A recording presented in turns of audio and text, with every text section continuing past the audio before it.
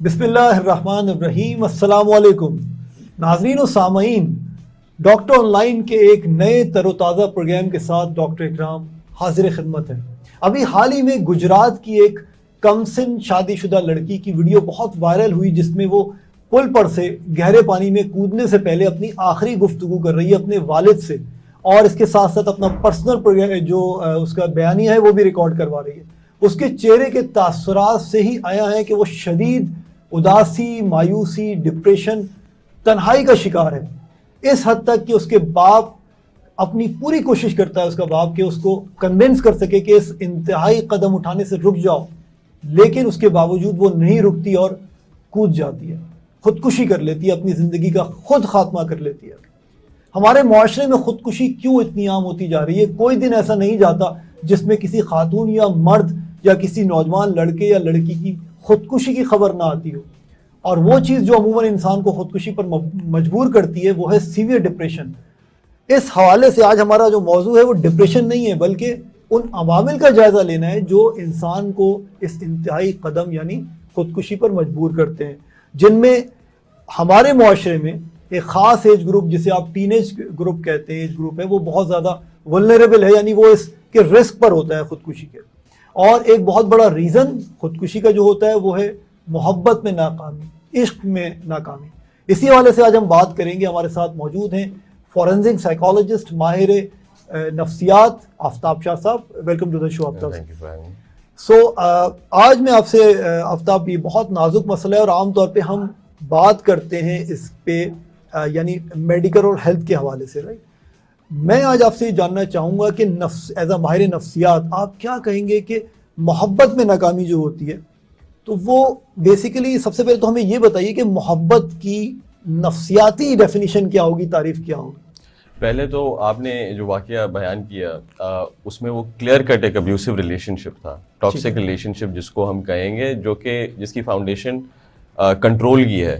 ठीक है कि एक इंसान दूसरे इंसान को रिस्ट्रिक्ट कर रहा है, उसको बंद कर रहा है और उसके बाद उसको सफोकेट कर रहा है इमोशनली, कि उसके रास्ते जितने भी हैं वो बंद कर दे, उसको बिल्कुल ही अपने ऊपर डिपेंडेंट बना दे और फिर उसको यूज़ करे उसके खिलाफ आराम आराम से, इमोशनली अब्यूज़।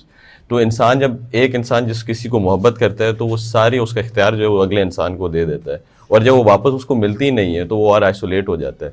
तो उस चीज़ में जो है ऐसे हमें काफ़ी रिलेशनशिप्स मिलते हैं जिसमें एक इंसान, लड़का हो गया चाहे लड़की हो गई, जो कि अब्यूज़ करते हैं, इमोशनली अब्यूज़ करते हैं, जिसके बारे में हम ज़्यादा बात नहीं करते।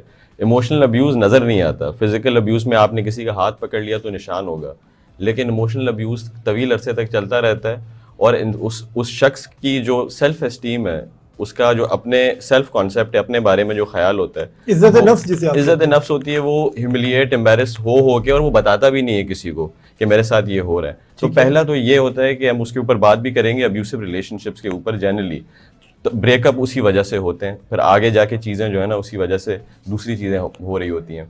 जहाँ तक प्यार का कॉन्सेप्ट, मोहब्बत का कॉन्सेप्ट साइकोलॉजी में है, वो मेजरेबल नहीं है।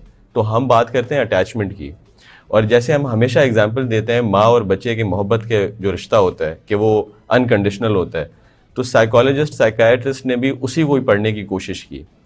तो एक एक्सपेरिमेंट है जिसको हम कहते हैं स्ट्रेंज सिचुएशन एक्सपेरिमेंट, जिसमें माँ और एक बच्चा जो है वो रूम में जाते हैं, ठीक है, और अचानक से एक स्ट्रेंजर अंदर आता है, ठीक है, और माँ बोल के जाती है बच्चे को कि मैं वापस अभी आ रही हूँ, ठीक है। और जैसे माँ चली जाती है और एक स्ट्रेंजर कमरे में होता है, तो उसका रिएक्शन साइकोलॉजिस्ट, साइकाइट्रिस्ट ने देखा क्या है, और उनको 3 डिस्टिंक्ट रिएक्शन मिले। यानी बच्चे का रिएक्शन देखा। एक बच्चा जो था वो बिल्कुल सिक्योर था, उसको एतमाद था इस बात पे कि अम्मी वापस आ जाएंगी, सही है, और वो उस स्ट्रेंजर के साथ उसने बात की, कम्युनिकेट किया, और 5-10 मिनट बाद अम्मी वापस आ गई। ठीक है, तो ये तो बेहतरीन है। दूसरा होता है कि एम्बिवलेंट, एक दूसरा बच्चा था जिसने दूसरा किस्म का अटैचमेंट स्टाइल शो किया, जिसमें बच्चा रोना शुरू हो गया, बहुत जोर से धाड़े मार के रोना शुरू हो गया, और वो स्ट्रेंजर से बात ही नहीं कर रहा था, खौफ की वजह से, फियर की वजह से, ट्रस्ट की वजह से। ठीक है, ये बहुत इंपॉर्टेंट है क्योंकि आगे इसको मैं कनेक्ट करूंगा। तीसरा जो था वो था अवॉइडेंट, जिसमें बच्चे को फर्क ही नहीं पड़ा कि मेरी अम्मी चली गई हैं और है। नया स्ट्रेंजर भी वो उससे भी बात नहीं कर रहा, इंडिफरेंट है बिल्कुल। इनडिफरेंट था वो बिल्कुल ही। अच्छा, ये आगे जाके हमारा अटैचमेंट स्टाइल जो है वो रिलेशनशिप में डिफाइन करता है कि प्राइमरी केयर गिवर अगर हमारा एक रिलेशनशिप में गर्लफ्रेंड या बॉयफ्रेंड या वाइफ या हस्बैंड है, हमारा उसके साथ 3 टाइप का ही हो सकता है या इसी किस्म की ही उनमें चीज़ें होंगी। तो या तो वो सिक्योर होगा, या तो बहुत ज़्यादा इनसिक्योर होगा जिसमें ट्रस्ट इश्यूज होंगे, जिसमें वो वायलेंट होगा और क्लिंगी होगा, या बिल्कुल ही अवॉइडेंट होगा क्योंकि उसको बिल्कुल ही वो करीब नहीं आना चाहता। ऐसे भी रिलेशनशिप में देखा होगा आपने कि वो किसी के करीब जाना चाहते हैं लेकिन वो अगला इंसान जो है वो कहता है कि नहीं, मुझसे दूर हो जाओ, मैं ज़्यादा करीब किसी को भी नहीं आने देता अपने। ठीक है, बिल्कुल सही। अच्छा, लेकिन ये मुझे ये फरमाइए कि आपने अपनी गुफ्तगू में जिक्र किया कि यानी बहुत सारी रिलेशनशिप्स ऐसी होती हैं जिसमें इंसान जो है वो इतना पॉजिटिव हो जाता है कि वो रिस्ट्रिक्ट कर देता है, बिल्कुल, और एक तरह से अपनी प्रॉपर्टी समझता है दूसरे यानी अपने दूसरे फर्द को। तो क्या ऐसा नहीं कि हमारे मुआशरे में तो ये बहुत ज़्यादा कहा जाता है कि ये कॉमन है कि हस्बैंड वाइफ की खास तौर पर रिलेशनशिप की अगर आप बात करें तो वो तो बहुत ज़्यादा पाबंदियाँ लगाई जाती हैं, और मतलब क्या कल्चर नहीं है? मेरा पॉइंट ये, मेरा सवाल ये है आपसे कि जो आप बात कर रहे हैं तो हमारे यहाँ क्या नॉर्म नहीं है? एक बहुत बड़ा तबका इस चीज़ को बिल्कुल नॉर्मल समझता है कि जो हुदूद क़यूद है सर्टेन कुछ, और कुछ तो होनी भी चाहिए, मतलब आप मादर पितर आज़ादी नहीं दे सकते। क्या वो भी अब्यूसिव रिलेशनशिप है? कि मिसाल तौर पे हमारी एक बात कही जाती है कि जो स्पाउस है, जो बीवी है, वो शौहर की इजाज़त के बगैर ना जाए, और ज़ाहिर है कि शरई तौर पे भी इसकी एक अहमियत है, इंपॉर्टेंस है। क्या ये भी उस चीज़ सारी उस ज़ुमरे में आएंगी कि शौहर कह रहे हैं मेरी इजाज़त के बगैर ना जाओ और ये काम ना करो, अब मुझे बता के करो? इसको आप साइकोलॉजिकली कैसे डिफाइन करेंगे? इसको हम ऐसे डिफाइन करेंगे कि अब मैं आपको सिर्फ एक जैसे एग्जांपल दे देता हूँ कि आगे जाके कोई रिलेशनशिप में लड़का और लड़की एक साथ हैं, उसमें एक लड़का है जो कि बहुत ज़्यादा रिस्ट्रिक्टिव है, बहुत ज़्यादा नज़र रख रहा है, क्योंकि उसने यही देखा है। इंसान, हम लोगों को एक चीज को सिर्फ गौर से देखना चाहिए। शकी मिजाज हो तो वो कहाँ से आ रहा है? वो यही आ रहा है कि हम पहला जो रिश्ता देखते हैं औरत और एक मर्द का, वो अपने माँ बाप का देखते हैं, उसको हम आइडियलाइज करते हैं। तो चाहे वो लड़की हो, अगर उसने देखा है कि उसके अब्बू जो थे वो एक इन सर्टेन वे बात करते थे और वो इन सर्टेन वे कमांड करते थे, अगर अम्मी के साथ उनका रिश्ता था, तो वो बड़े होकर भी वो ऐसा ही शख्स ढूंढेंगी जो उसके करीब हो। तो वो हो सकता है कि वो सबमिसिव हो, खुद भी सबमिसिव बन जाए और वो रिस्ट्रिक्शंस जो है ना एक्सेप्ट करना शुरू कर दें। रिस्ट्रिक्शंस अनहेल्दी इस वजह से हैं क्योंकि उसमें ट्रस्ट इश्यूज हैं, क्योंकि आप ट्रस्ट इशू को आइडेंटिफाई नहीं कर रहे। अगर आपकी वाइफ कहीं जा रही हैं और आप कॉल करके उससे बार बार पूछ रहे हैं कि तुम कहाँ पर हो, ये गलत है। बुनियादी ये फर्क है कि कंसर्न शो कर रहे हैं क्योंकि मुआशरा थोड़ा सा यहाँ पर वो जो आपने बात कही कि कहीं कहीं रिस्ट्रिक्शन होनी चाहिए क्योंकि मर्द को पता है कि अगला मर्द क्या सोच रहा है। बिल्कुल सही है। तो वो रिस्ट्रिक्शन अलग है कंसर्न के हवाले से, तहफ़्फ़ुज़ के हवाले से, बनिस्बत के ये बोले इंसान शक कर रहे हैं कि कहाँ जा रही हो क्योंकि मुझे लग रहा है कि कैरेक्टर के हवाले से। बहुत शुक्रिया आफ्ताब, हम अपनी बात को जारी रखेंगे। नाज़रीन, अभी वक्त हुआ है ब्रेक का। ब्रेक के बाद हम इस वेरी इंपॉर्टेंट टॉपिक को जारी और सारी रखेंगे। आपको जाना कहीं नहीं है, स्टे ट्यून्ड।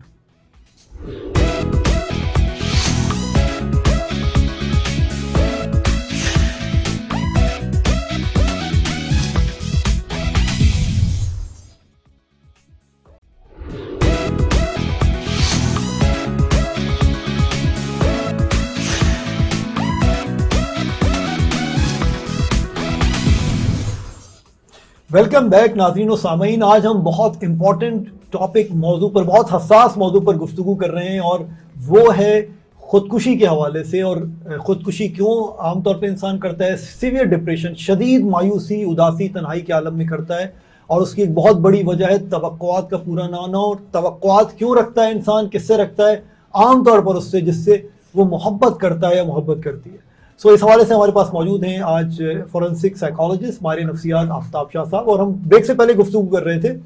आफ्ताब साहब, ये फरमाइएगा कि ब्रेकअप्स के हवाले से अगर हम पूछें, शादीशुदा जोड़ों में ख़ास तौर पे अगर हम देखें तो डाइवोर्स का रेट बहुत ज़्यादा बढ़ गया है। ज़रा सी मामूली चीज़ों पर जो है लोग, एक सबसे आम बहाना या वैलिड रीज़न भी दिया जाता है बहुत से केसेस में कि हमारी अंडरस्टैंडिंग नहीं है, हमारी निभ नहीं सकती इनसे। क्या रीज़न है ब्रेकअप्स क्यों बढ़ रहे हैं? नफ्सियात, एज हमारे नफ्सियात, आप कैसे देखते हैं इसको?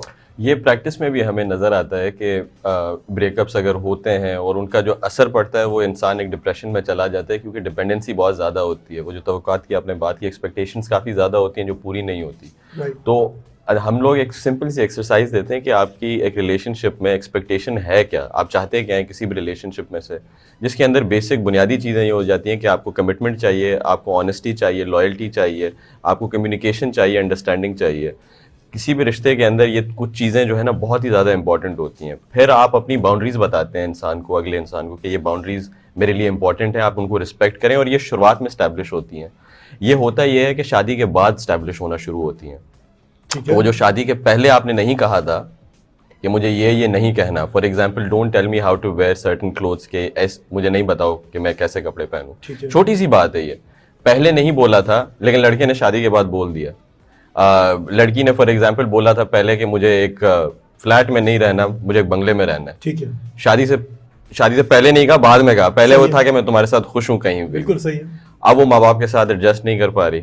तो बाउंड्री सेटिंग पहले से डिफाइन कर देता है मैं किस चीज़ में कंफर्टेबल हूँ, और अगला दूसरा इंसान भी बता देता है कि मैं किस चीज़ में कंफर्टेबल हूँ। होता ये है अमूमन कि जब भी एक लड़का लड़की मिलते हैं, they are trying to impress each other, तो वो अपना बेस्ट वर्जन दिखाने की कोशिश करते हैं और अपीज भी करने की कोशिश करते हैं इंप्रेशन मैनेजमेंट में, कि हर बात में हाँ मिलाना। सही है। और वो बताते नहीं है एग्जैक्टली कि मुझे क्या नापसंद है, मुझे क्या पसंद है। बिल्कुल सही है। ये स्टैब्लिश करना बहुत ही इंपॉर्टेंट है। और उसके बाद वो बाउंड्री जो मैं बता रहा हूँ आपको, पूरी जिंदगी चलती है, ताहयात चलती है, कि इंसान 50s में भी होता है तो उसको पता होता है कि यार मुझे इनको ट्रस्ट इशूज़ हैं और मुझे इनके ट्रस्ट इशूज़ का ख्याल करना है, और अगर मैंने कोई भी चीज़ कही है, मैं कहीं भी जा रही हूँ तो मुझे इनको बताना है फॉर एग्जाम्पल, और अगर मैं नहीं करूँगी तो फॉर एग्जाम्पल ये मुझसे नाराज़ हो जाएंगे। तो एक दूसरे उनका मसला है।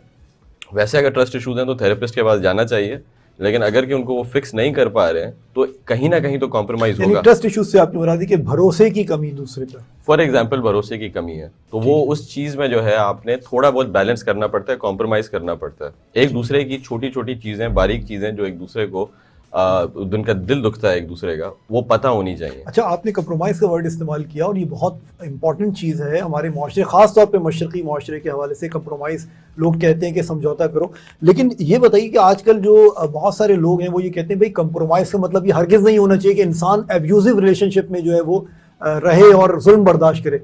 सो वो जो फाइन लाइन है कंप्रोमाइज़ और करना, जायज़ चीज़ों पर कंप्रोमाइज़ करना और जुल्म बर्दाश्त करना, मतलब वो उसको कैसे आप डिफाइन करेंगे, कैसे डिफरेंशिएट करेंगे एक्चुअली कि जुल्म बर्दाश्त ना करना और कंप्रोमाइज़ करना? मुझे कैसे पता चलेगा कि मुझे कब समझौता करना है और कब जुल्म के खिलाफ आवाज़ उठानी है? बिल्कुल, फिजिकल अब्यूज तो जैसे मैं कह रहा था कि नजर आ जाता है, मारना पीटना फिजिकल अब्यूज आपको नजर आ जाता है। इमोशनल अलग होता है, इमोशनल अब्यूज आपको नजर नहीं आता, जिसमें वर्बल वायलेंस भी आ जाता है, वर्बल अब्यूज भी आ जाता है, जिसमें आप किसी को डिग्रेड करते हो over a span of time. आप फाइनेंशियल अब्यूज भी उसके अंदर हिस्सा आ जाता है। तो आपको वो वाज़े तौर पे नज़र आ रहा होता है कि कोई आपको कंट्रोल करने की कोशिश कर रहा है, वो आपको अपने दोस्तों से, अपनी फैमिली से आइसोलेट कर रहा है। अब्यूज़ का मतलब यही होता है मैं डिपेंडेंसी अगले शख्स की अपने ऊपर कैसे बढ़ाऊँ। तो वो ऐसे बढ़ती है कि रिस्ट्रिक्शंस इन द फॉर्म कि आप उनकी सहेलियों से, अगर आपको लड़कों से मसला है वो अलग बात है, आप अपनी उनकी फीमेल फ्रेंड्स के साथ भी उनको मना कर दो कि उनके साथ ना जाओ। उनकी फैमिली वो जहाँ जाती थी अपने घर पे वापस, तो उधर से भी मना कर दो कि, तो आप क्या करने की कोशिश कर रहे हो कि उसको अपने ही फैमिली मेंबर्स सपोर्ट सिस्टम में से आइसोलेट करने की कोशिश कर रहे हो, ताकि आपके ऊपर मजीद डिपेंडेंट हो जाए इमोशनली। तो जब डिपेंडेंसी का और मजीद बढ़ जाता है तो इंसान फियर ऑफ अबैंडनमेंट वहाँ किक हो जाता है। ठीक है, कि ये शख्स मुझे छोड़ के ना चला जाए क्योंकि मैं इसके ऊपर डिपेंड ज़्यादा करती हूँ या करता हूँ। ठीक है, तो ये बहुत डायनामिक्स काम करती है अब्यूसिव रिलेशनशिप में। जैसे आपने पूछा कि कैसे पता चलेगा, अगर कि कोई भी विक्टिम ये महसूस कर रहा है इमोशनल अब्यूज़ का कि मुझे आइसोलेट किया जा रहा है अपने फैमिली से, अपनी फ्रेंड्स से, जितने भी मेरे दोस्त हैं, मेरी फैमिली है, तो वो पहला रेड फ्लैग है कि आप अब्यूसिव, इमोशनल अब्यूसिव रिलेशनशिप में हैं। लेकिन अफसर साहब ये मुझे फरमाइएगा, ऐसा भी तो हो सकता है कि वैलिड रीज़न की वजह से वो कर रहा हो, अगर वो समझता है ये चीज़। मुझे बताइए कि हो सकता है कि मतलब मेरा क्वेश्चन जो है वो इतना रेलेवेंट ना हो, लेकिन आमतौर पे ऐसा भी हो सकता है कि कुछ जगहों पर मर्द ये समझता हो या औरत ये समझती हो कि मेरे शौहर की फैमिली के सर्टन मेंबर्स जो हैं वो टॉक्सिक हैं, जहरीले हैं, नेगेटिव हैं, या मर्द ये समझता हो कि मेरी बीवी के सर्टन रिश्तेदार जो हैं वो टॉक्सिक हैं या जहरीले हैं, उनसे दूर रहना चाहिए, वो साजिशी अनासिर हैं या साजिश करते हैं, हम लोग के दरमियान को प्रॉब्लम क्रिएट कर सकते हैं। सो ये कैसे पता चलेगा? आपने दोनों पहलू को देखा है, मियाँ को भी देखा, आपने बीवी को भी देखा, दोनों तरफ ये चीज़ हो सकती है। और अगर ये चीज़ हो रही है, उनको महसूस हो रहा है कि उनकी फैमिली खुद टॉक्सिक है, उनके दोस्त टॉक्सिक हैं, मैं नहीं हूँ बल्कि कोई और है, ठीक है, ये भी एक सिम्टम होता है हालांकि किसी और को ब्लेम करना और अपनी एक्सेप्ट ना करना, ठीक है, लेकिन उनको अगर महसूस हो रहा है तो कॉम्पनसेट कर रहे हैं आपको। मतलब कि ये आपको इनकरेज कर रहे हैं कि तुम बाहर जाओ, you can make new friends, दूसरे दोस्तों से मिलो, ये मुझे पसंद नहीं है, किसी और से मुलाकात करो। यानी ऑल्टरनेट सब्स्टिट्यूट दे रहे हैं। बिल्कुल, कम्युनिकेशन कितनी है, कम्युनिकेशन ये है कि मुझे मसला तुम्हारे अब्बू से नहीं है, अम्मी से, जो कि तुम्हें फीड कर रही हैं या फीड कर, तो ये बेसिक आपको जो है ना बहुत कन्फाइन करके बताना पड़ता है। और रीजंस देना अब्यूजर का काम नहीं है। अब्यूजर वही बंदा है कि जो रीजंस नहीं देता, समझाता नहीं है कि मैं आपको क्यों रिस्ट्रिक्ट कर रहा हूं, हुक्म देता है, डोमिनेंट हुक्म देता है कि करना है बस। बिल्कुल सही है। बड़ा इंपॉर्टेंट और बड़ा ही दिलचस्प टॉपिक हम आज हमने डिस्कस किया, अब्यूज़ के हवाले से, मोहब्बत की नफ्सियाती तारीफ़ के हवाले से। हमारे पास प्रोग्राम का वक्त बहुत कम होता है और हम कोशिश करेंगे कि इस मौजू को जारी व सारी रख सकें किसी और प्रोग्राम में भी, लेकिन इस वक्त प्रोग्राम का वक्त ख़त्म हुआ चाहता है और इंशाल्लाह हम नेक्स्ट प्रोग्राम में हाजिर खिदमत होंगे एक नए मौजू के साथ, एक नए बर्निंग सब्जेक्ट या टॉपिक के साथ। और अपना बहुत ख्याल रखिएगा और उन लोगों का भी बहुत ख्याल रखिएगा जिनसे आप बहुत मोहब्बत करते हैं और उन लोगों का भी जो आपसे बहुत मोहब्बत करते हैं। टेक केयर, फी अमान अल्लाह।